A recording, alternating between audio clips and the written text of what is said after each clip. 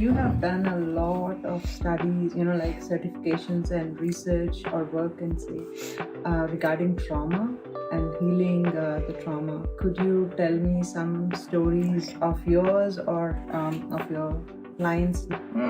Healing trauma. Yeah. Such an interesting topic. Our brains have a lot of coping skills, and sometimes we can be in denial and we think we're okay. We're kind of living our life, and and like I said, when I lost my son, there was no running from it.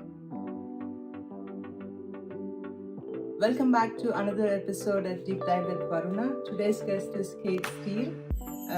She is a HR program manager for coaching, and then she is a meditation teacher, a coach, and a hypnotherapist. Hi, Kate. Hi, Varuna. Thank you for having me here. Yeah, thank you for being my guest. You are a successful IT professional, right? I mean, I know Kate. Well, used to be IT professional. Yeah, used former IT professional. Former IT professional, and then you decided to switch your career into HR department. How did that happen? That is a long and interesting story. So I'll start with that. I've had lots of careers in my life. I started out in the military, as you know. Yeah. Started out as a computer programmer in the military for 9 years, and then was a Russian interpreter for 5 years. Okay. I think you know that. Then when I got out of the military, I went into IT work. That was in the .com back in the 90s. I ended up working for a large tech company for 16 years.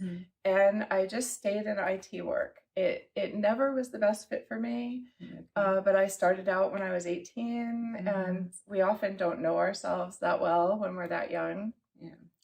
And then while I was working at the tech company, I started meditating for my own well-being. I suffered a lot with anxiety and stress, and that led me to becoming a meditation teacher. And while I was teaching mindfulness at that company, all the people I worked with were in HR. They were coaches, and that got me really interested about coaching. And I ended up going through a year-long coach training. Yeah, interesting. I would like to take you back to 6 years when your life you hit the rock bottom in your life. Could you speak a little bit about that? Yeah. So I'll start with a little of the backstory. Just that throughout my whole life, I had overcome a lot of different challenges. I grew up in an alcoholic family. There was a lot of, I lost 4 members of my family to addiction. And so what happened 6 years ago, as you know, was I lost my son to an overdose. And that was the biggest trauma I've ever been through in life, as you can imagine. Yeah. I know that's a rough time for being a parent, especially you're a single parent, right, at that point of time. Yeah. My son was 26. Okay, so that's like a young adult, How did you handle that grief? Not very gracefully. Grief is an intense process. It's not very pretty often. Grief is a very unique individual process, for everybody. Thankfully, I had been doing a lot of yoga and meditation before that happened, and I had done a lot of healing work already. But what happens sometimes is that grief brings all of our trauma that we haven't healed up to the surface, which is why it can be intense. And so thankfully, during that time, I wasn't working. So I had about 2 to 3 years to just focus on my healing, which was such a gift. And so I had some amazing teachers and therapists come into my life, and I just immersed myself in healing and therapy, and I studied. During that time frame, I completed 6 certifications, to become a meditation teacher and a hypnotherapist. and then little by little, I rebuilt my life. Okay. For a few years, it was really scary. I didn't know what the future was going to hold. Yeah. I know that's scary to even imagine what you went through. Do you think that moment as your calling to change your mindset to be serving people with coaching and other services that you do? Oh, definitely. Well, I had already been a coach and for several years before that, but I was always struggling with, like, who are the people that I'll be supporting?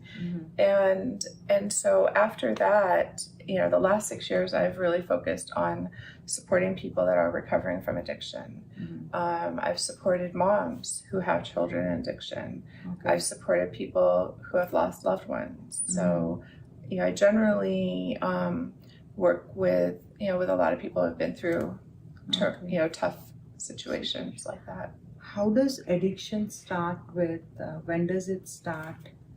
Does immediate family influence them, or do they get influenced with other friends that they hang out? Oh, that's a great question.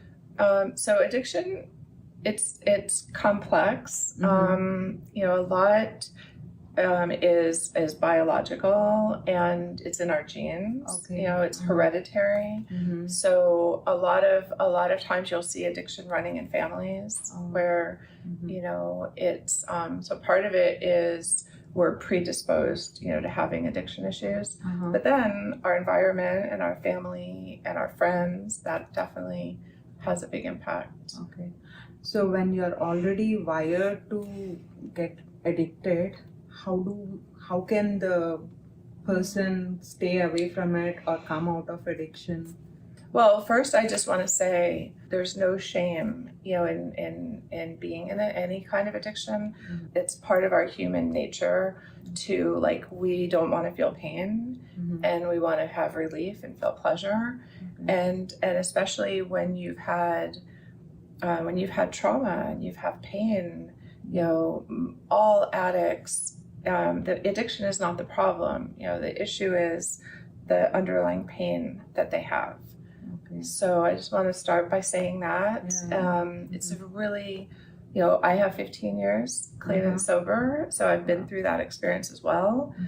And I had times in my life where I could abstain, I could stay away from substances, but then it just turned into, I had anxiety, I couldn't sleep, it turns into other symptoms. Okay. Yeah, but that's a big topic, how to become free from addiction. That's something, after losing my son, I've been devoting myself to understanding. And sometimes, my work is successful, and sometimes people are not ready, Hypnotherapy is a wonderful practice for addiction, especially. It's a very gentle, and when we drop into that deep and relaxed state, that's when we can release a lot of those things. Okay. You have done a lot of studies, like certifications and research or work and say regarding trauma and healing the trauma. Could you tell me some stories of yours or of your clients, not the confidentiality, but in general, how does that work? Healing trauma. Yeah. That's such an interesting topic. I definitely, looking back at my life, I know I went through trauma in childhood. I actually was diagnosed with PTSD at one point in my 20s. But even in my 30s and 40s, I really hadn't faced my trauma, and I really didn't know. And our brains have a lot of coping skills, and sometimes we can be in denial, and we think we're okay. We're kind of living our life, and and like I said, when I lost my son, there was no running from it. The pain, it was like having a big gaping wound. And that's when I really started learning about trauma, and when we're in trauma, it's really just our nervous system is overactive, and that's why it feels so uncomfortable. We're in fight or flight. There's a lot of anxiety. that goes along with trauma. Mm-hmm. What are the tips or the tools that we can use to calm ourselves when we are in a panic attack or when we are extremely anxious? Sometimes they're not aware of it. Like we are in denial mode most of the times, right? Right. So maybe someone who is going through something, if they happen to watch this video, they can start using those tools. Oh, I have lots of great tools for that. Mm-hmm. The main thing with anxiety and to calm that nervous system down is just being in your body. Okay. Right? Like even just feeling your feet on the ground, feeling, touching your legs, holding your arms. So that's really calming. The breath can be a great tool, but when you have trauma and anxiety, you have to be careful with the breath. Sometimes the breath can activate even more anxiety. If you don't do breathing techniques the right way, it can actually stir things up. So, but just some slow and deep breathing can be calming and relaxing. I have a great technique. I've used this with clients. If you're in the middle, on the verge of like a panic attack, really intense anxiety, you want to try it? Yeah, sure. So you just take your hand and your finger, trace your hand and inhale as you go up, and then exhale. Then inhale and exhale. Inhale and exhale.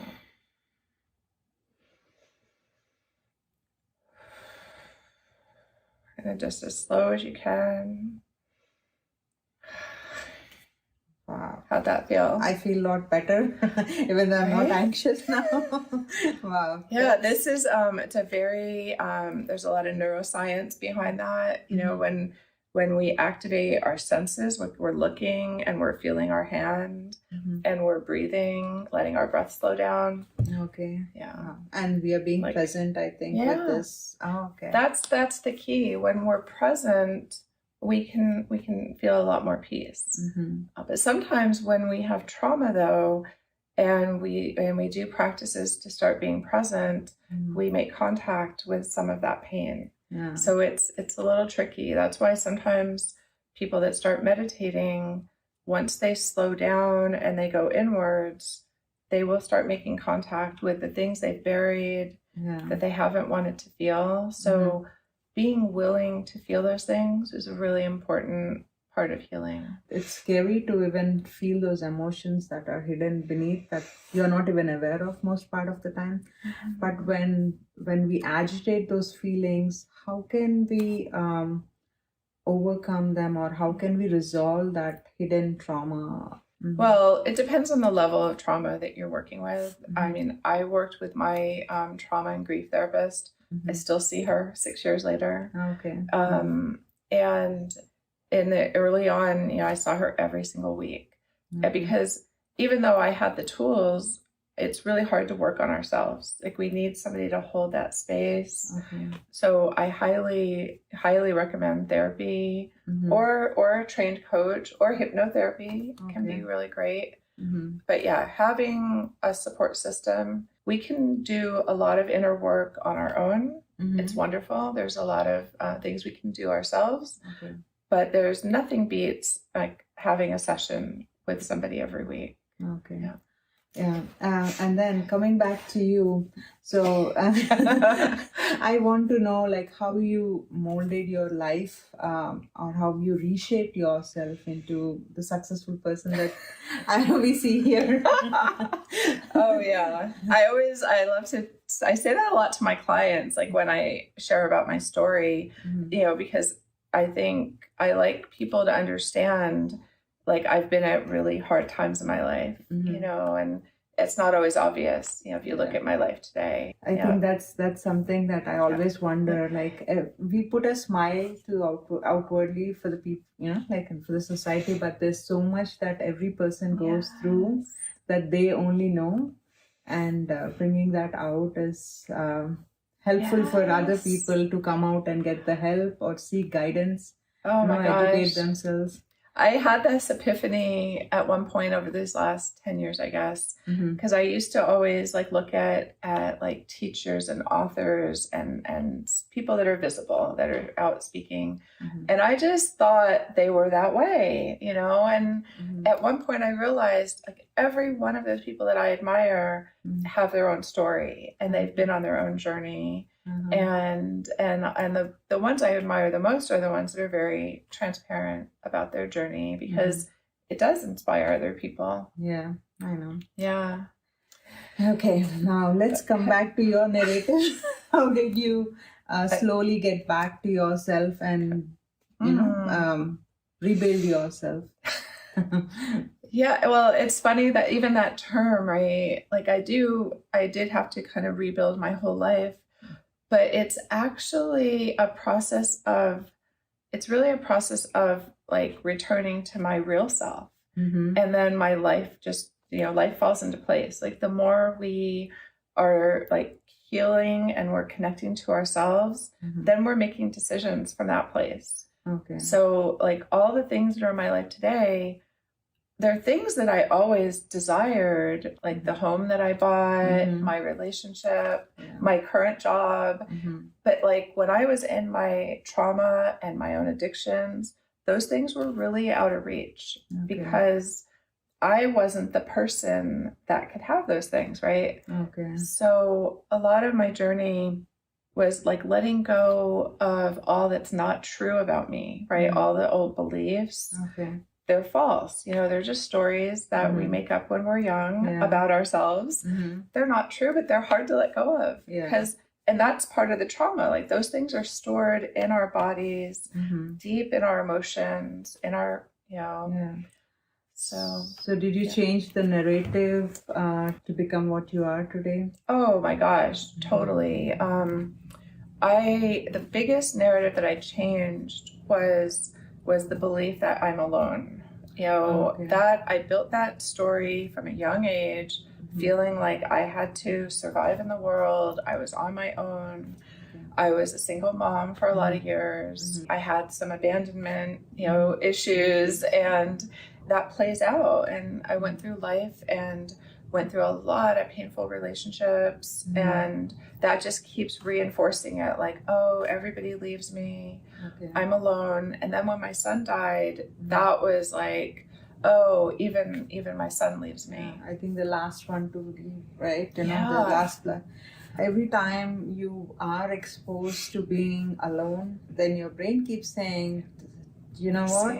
See, that's true, you are alone. And then that narrative keeps you keep that inner chatter gets stronger, right? Yeah. At that point of time, how do you mold how do you tell, or whether it's dictating the mind, monkey mind, or what is the strategy that you use to Okay, well, at this point I have to give credit to my amazing teacher who taught me this technique of how to heal that inner child, how to transform those belief systems into our true self. And that's Catherine Woodward Thomas. She's a well-known author and teacher. And she was an angel that came into my life the year that I lost my son. And I was going through a painful breakup at the time. And Catherine is the author of Conscious Uncoupling and Calling in the One. A lot of people know her books. And she's a therapist, and she trains coaches in her techniques. So the basic technique to transform, you know, from that old painful pattern and story of I'm alone. So it's first becoming aware of it, right? A lot of times it's operating and we feel the pain, but we're not even really aware of the actual story. So once we become aware of the story, then we can be empowered to, first we have to heal it in our body. You know, we have to be willing to feel a little bit of the constriction of that old story. And then we can start to claim the new story of like, oh, I'm not alone. I'm surrounded by people that love me. I have the ability to cultivate connections. Like, so that's the process of stepping into the new identity. I would like to ask, do you have affirmations that you do so that the new story will create the new pathways? Totally. And actually Catherine calls them power statements. So they are even deeper than an affirmation, but that's important. Like anytime you feel yourself in the old story, it's important to bring ourselves back to reality, to the truth, and to just keep affirming, like, I am surrounded by people who care for me. I have the ability to form loving and deep relationships, you know, and so that's a big part of the practice. And it depends, right? Like how long you change the pattern. It depends on the person. Well, it takes time, right? These patterns, they've been with us sometimes our whole life. So it's really important to have a lot of self-compassion on this kind of a journey. And sometimes we get impatient, you know, we just want to change immediately. But, you know, sometimes that change, you know, starts to develop over time. Another thing that I want to ask you regarding hypnotherapy, you know, hypnosis, what kind of issues can be resolved or get assistance with through hypnosis?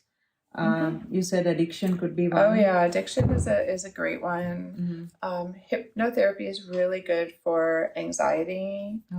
It's really calming for the nervous system. Every client that I ever see, they sleep better immediately. So people that have sleep issues, it really helps with that.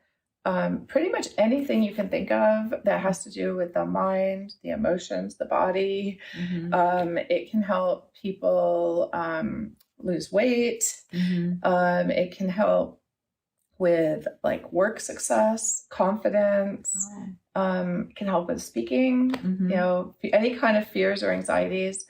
I got into hypnotherapy just because I've struggled with so many anxieties in my life. And especially after losing my son, all the anxiety, I thought I was healed from anxiety. I went through about like a 10-year period where I was really so at peace, and I thought, I'm healed, no more anxiety. But then after losing my son, all the anxieties came up. Like fears of flying. I have not flown in 6 years. Fears of the dentist. Fears of dogs. I have a long-standing fear of big dogs. And so hypnotherapy had really helped me. Like after doing hypnotherapy, I've been able to go to the dentist, which is really nice. You don't want to avoid that.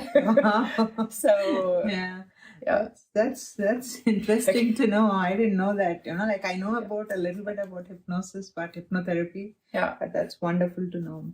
I've known you for like 2 or 3 years maybe, and then along with being the responsibilities that you do, you always, you know, took other opportunities, look for opportunities where you can grow, or there are some times where you are scared of, you have that fear, but you always went out and, you know, especially hosting those meetings, you know, like those. Oh, the big meetings. Big meetings. So, yes. I would like you to explain how that will help you in the long run. Were you able to overcome your fear, or did that help in your new current job? Yeah. Oh my gosh, Varuna, that's a great topic we can spend some time on, because I think one thing I've learned is that anytime we're about to grow, we're getting out of our comfort zone. So no matter what the growth is, it's always going to be uncomfortable. You know, it's every time it happens, I still get frustrated. Like I've always embraced taking those steps, but every time I don't like feeling anxiety. So every time I'm in that situation and I start to feel the anxiety, like even taking this new job I'm in, it's a lot bigger job. I'm rolling out a coaching program to a very large company, and I'm having to speak a lot more. And this is a great opportunity. Also, I never would have done anything like this a few years ago. And so sometimes the more when we stretch ourselves, then that becomes our new normal, right? So now, like, I'm in more of a new identity of somebody who does podcasts and somebody who gives a lot of presentations and talks. And I had huge fears of speaking over my life. And how did you overcome that? Do you say any empowering statements or like, I remember I used to tell I want to, like start a YouTube channel, and then it's been like 3 years, and then I said like, okay, let me start. and then it happened. But I want to know your perspective of how you came out of that, and then be open, and then that's how you ended up getting your job that you're so passionate.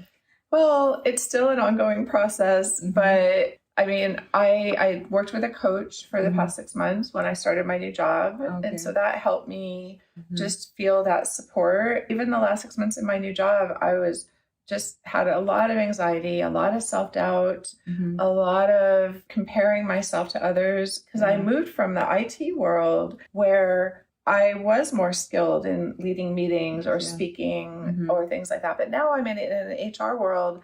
Everybody's amazing at that. They're very polished and amazing speakers. And so I immediately started going into comparison, feeling not good enough. Like I went through a lot the last 6 months.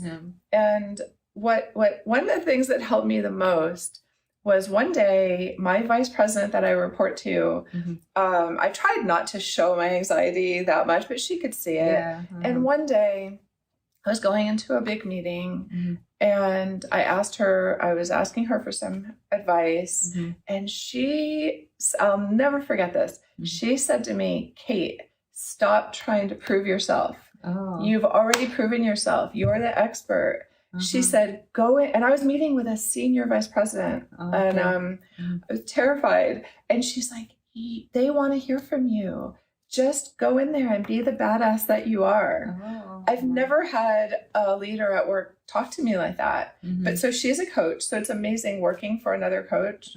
And she saw that I was stuck in my own anxieties. And so she kind of just snapped me out of it. And then what's helped me is just showing up, just showing up over and over again. And now I start to have new evidence, right? I have new successes, and I have to keep reminding myself it's all okay.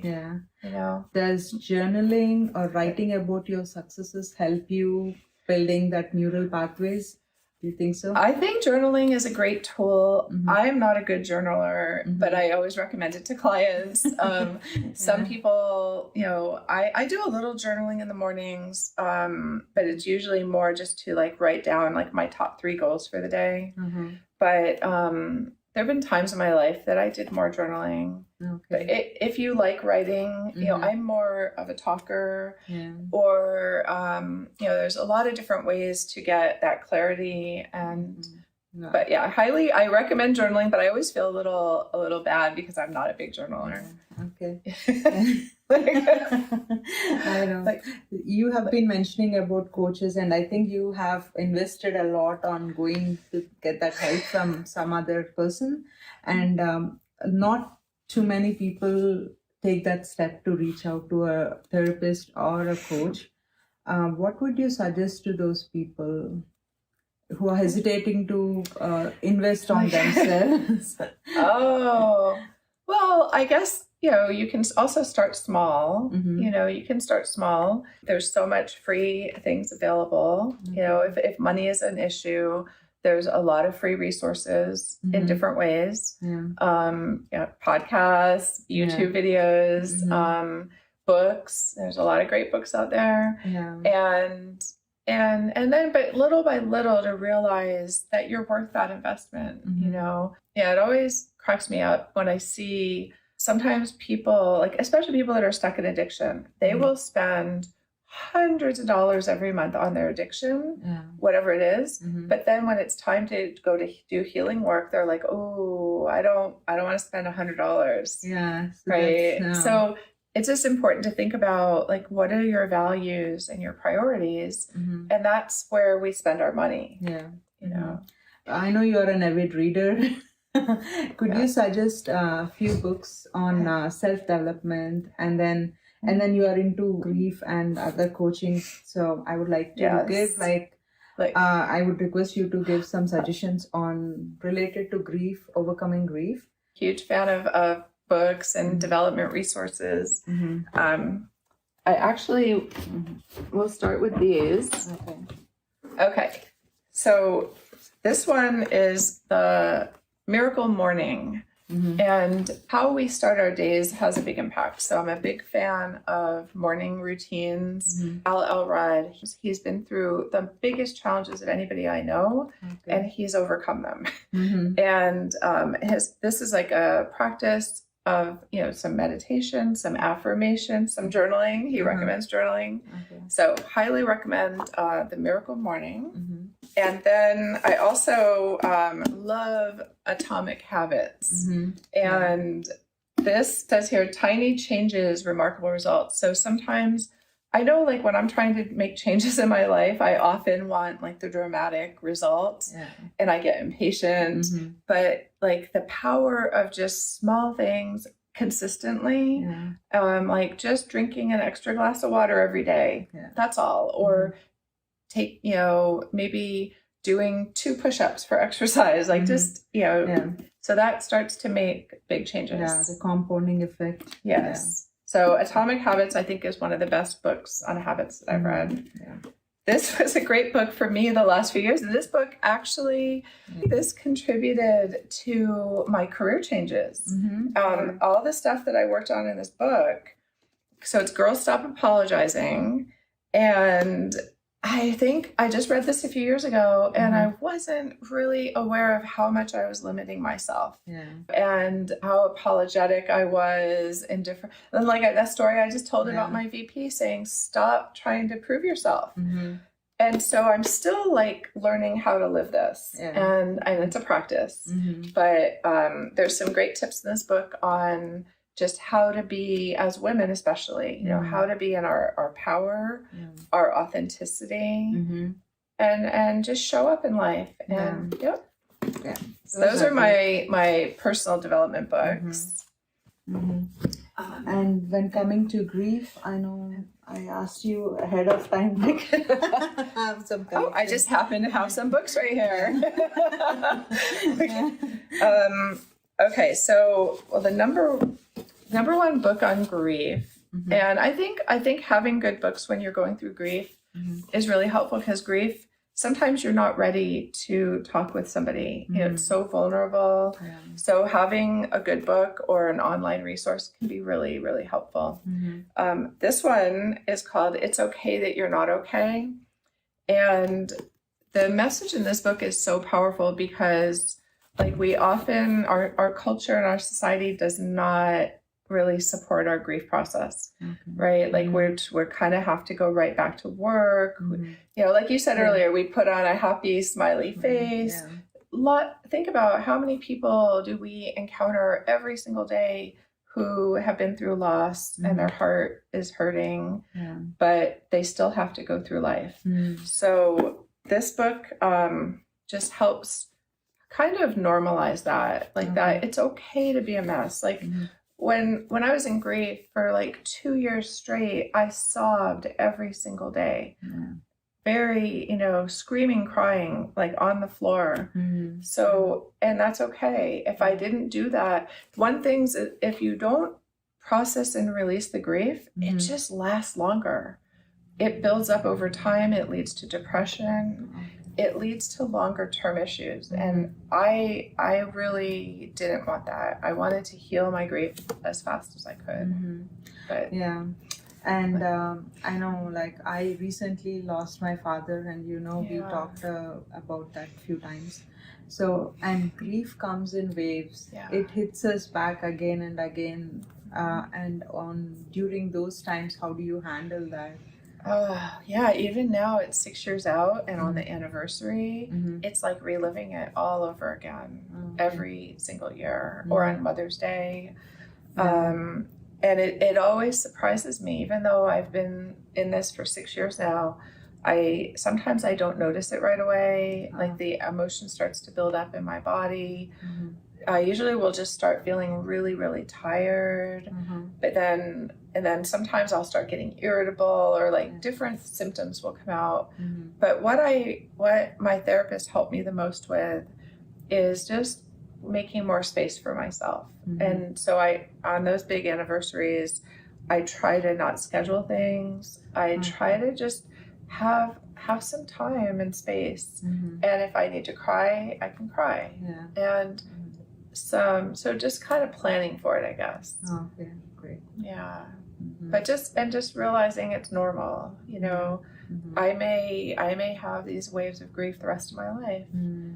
And you get used to it. And Yeah. I've come to appreciate the grief. And Okay. it's almost can be like it, when I'm in my grief and my sadness, I feel close to my son, Yeah, okay. and so it's okay to be crying. Mm-hmm. Yeah. And they say that time heals everything. Do you think that that works out? Well, I don't think just time heals. Yeah. Like, because I remember meeting moms who lost their children Mm-hmm. 40 years prior, and those moms could not talk about their child. So Okay. there are cases where the time does not heal. Yeah. And then people carry that suffering, their whole life. Yeah.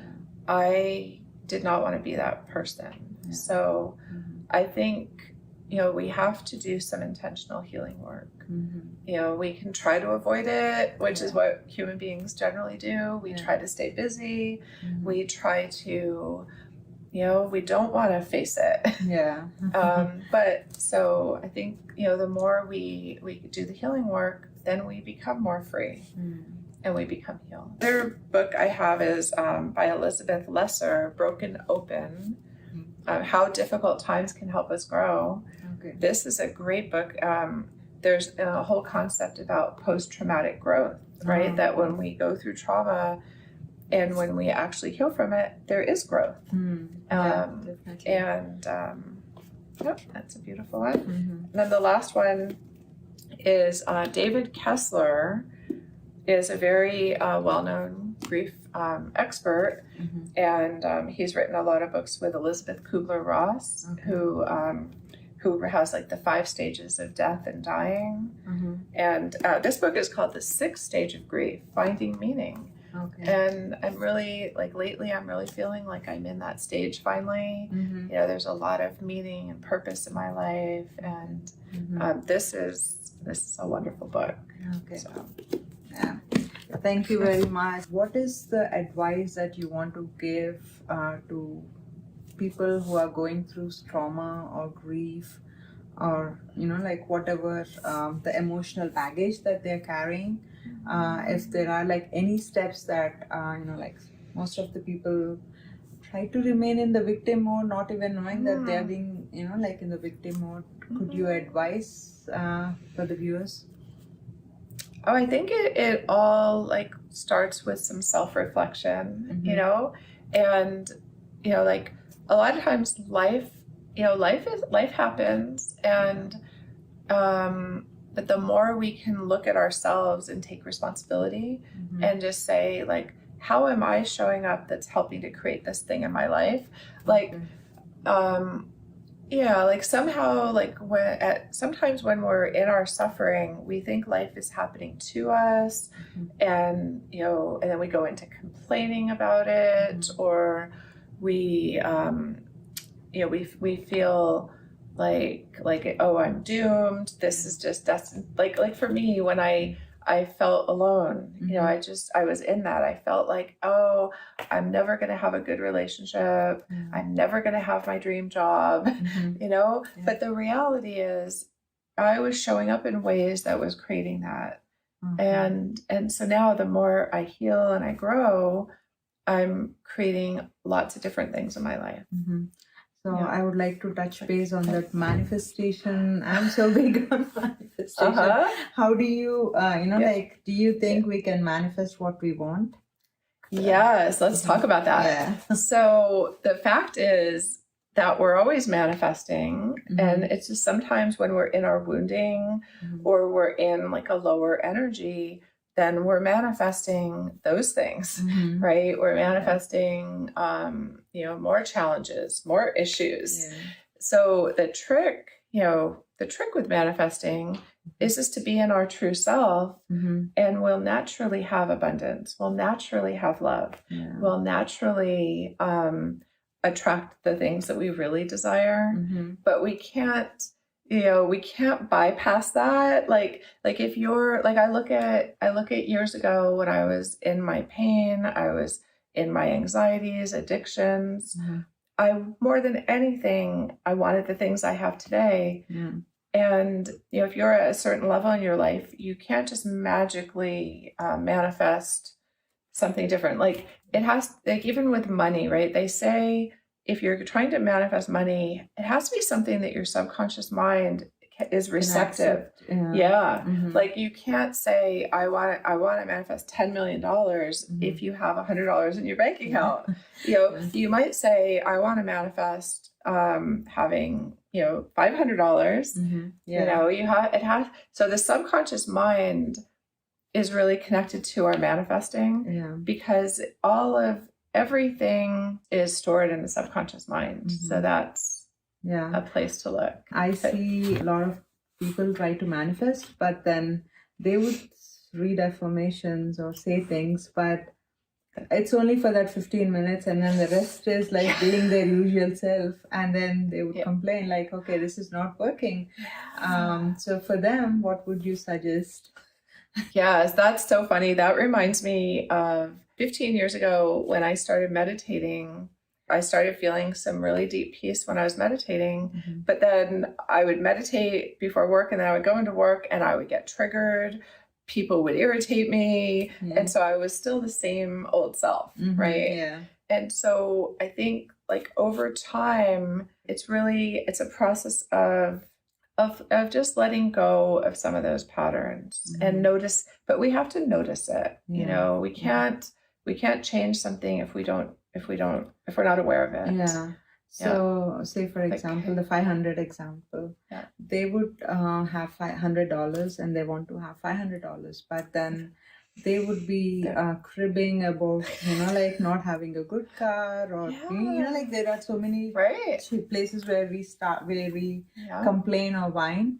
And how can we switch that, or how can we up our energy to a higher frequency? My example of that was when I was manifesting this house, because a few years ago, the house I was living in, they were ending the lease. So I was about to have to go get an apartment or something. And I really wasn't in a financial position to get a house, but I did a lot of manifesting work, and I got the house. So I feel very blessed to be in this home. And the process for me was, and it goes back to that self-awareness, right? Anytime I noticed the fear coming up, or the negative thoughts, like, oh, this will never happen. I had a big belief that owning a house was hard and scary and too much responsibility. I had all sorts of negative beliefs. So during those several months while it was in process, every day it was like doing bodybuilding.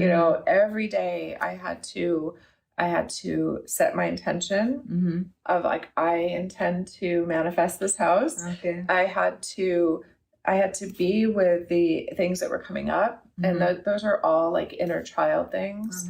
Like my inner child was terrified about buying the house. So I had to calm and reassure my own inner child. Like I was like, I hear that you're scared, but we're going to buy this house. And sometimes we let our inner child take over. A big part is just not showing up in ways that aren't going to manifest what we want. Yeah. So it's just making that choice of how to show up. Thanks for bringing that up. Her home is so beautiful. The view from her balcony is like worth more than millions. I just love the wood, the back. It's beautiful. I love it. Yeah, so you are a great manifester. Okay. You are a mindfulness or meditation coach. Could you tell the importance of meditation in our daily life? How valuable it is? Oh, yeah.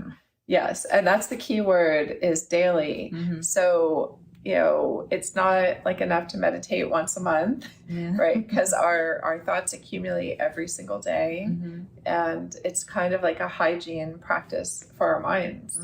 And so it's a practice of just being, and sitting still, bringing the attention inwards. Okay. Where often our attention is all in the outside world, and we get drained, it gets exhausting. I think of meditating as it's me like plugging in and recharging. When you start meditating, you get agitated because there's so many things, the that people get perplexed, right? What would be the advice for them to prolong or to continue, move forward?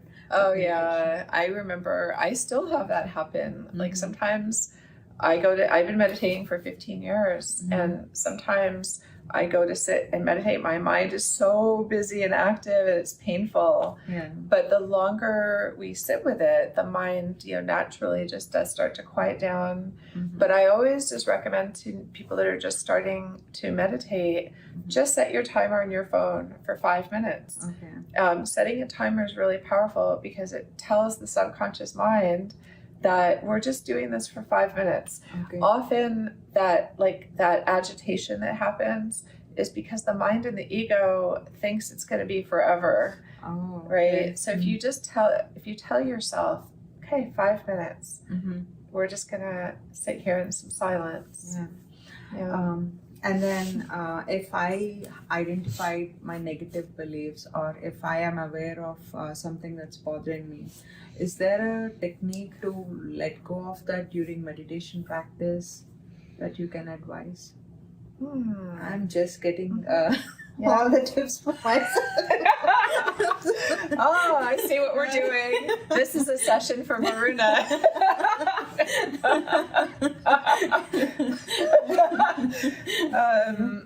Let's see. So if something's coming up in meditation, a big part of meditation is the surrender process.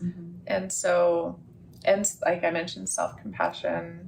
When we start to see some things about ourselves, sometimes it's really painful. It can be really hard to see that about ourselves and acknowledge it. Yeah, there's a lot of great practices for that. There's a Buddhist practice that's called loving kindness it's a really great one. You just say, may I be well, may I be happy, may I be peaceful. Okay. There's some more parts to that, but the more you can just bring your attention to self-compassion. Okay. That will help. Okay. Because we can't, the more we resist things, the more they persist. So, we just have to kind of say, let things go. Sometimes it's hard. Like it took, when we're going through, really hard things, like especially going through a breakup can be really, really tough. And sometimes it's hard to let go of people that we loved. And so it's a process. It takes some time. And showing up daily for that practice is another big thing, right? To see some growth in that. Okay. Yeah. It was nice talking to you. I learned a lot, actually. Well, I love all your questions, and I knew this would be fun because we have such great conversations. Yeah. So I knew you'd have some great questions. Yeah, and thank you all. Thank you very much. You have always been like a big sister for me. Every time I have a question, Kate, So, yeah, you always extended your hands to help not just me, but a lot of others in our team. Like you. Thank you for being very empathetic and helpful.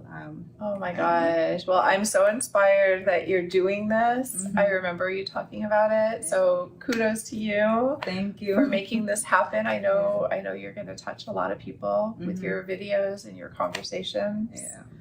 I hope so. That's the mission, to inspire people or help them when they're in the rock bottom, or know that they're not just alone. There's so many people who are going through that and have overcome those struggles. Well, I'm so glad I could support you with this.